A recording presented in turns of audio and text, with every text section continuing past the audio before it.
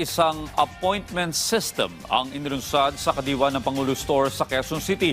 Ito'y para magkaroon ng maayos at organisadong pamimili sa murang bigas. Yan ang ulat ni J.M. Thompson. Ang senior citizen na si Ate Adelina, gabi pa lang ay nagpatulong na sa kanyang anak para makapag-register upang masiguro na may slot at makabili ng 20 pesos na bigas. Malaking tulong po ito sa amin na online kasi pwede kang pumili ng oras. Kaya katulad sa akin, pumili ako ng alas 6. Kaya alas 4 na nandiyan ako sa labas.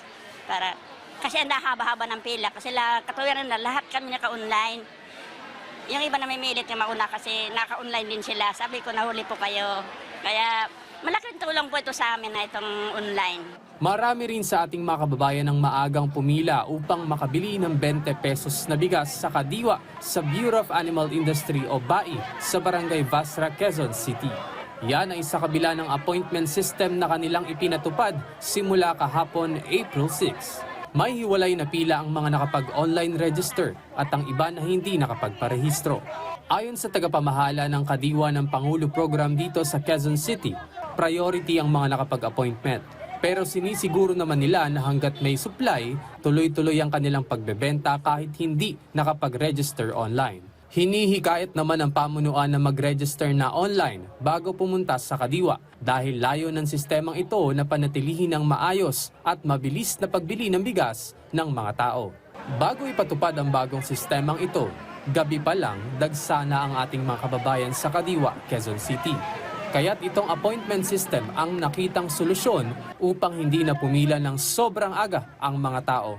Mas siguro lang na makaabot sa supply ng 20 pesos na bigas. Para mag-register online, pumunta sa official Facebook page ng Kadiwa, pindutin ang registration link o iscan ang QR code. Sundan ang proseso sa loob ng link at ibigay ang impormasyong kinakailangan. Huwag ding kalimutan na screenshot pagkatapos mag-register dahil isa ito sa kanilang titingnan para i-verify bago makabili ng bigas.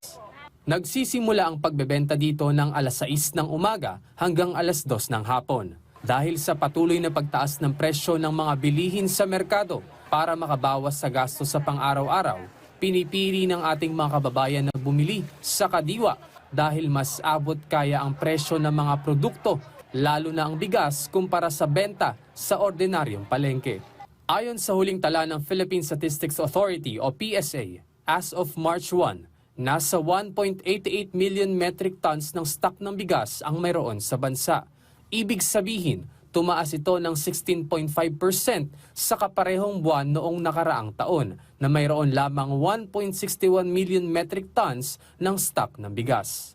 Pero dahil pa rin sa tumataas na presyo ng produktong petrolyo, apektado na ang mga local farmers na nagsusupply ng bigas dahil sa mas mahal na singil para sa pag-aangkat mula sa mga sakahan patungo sa mga trading centers.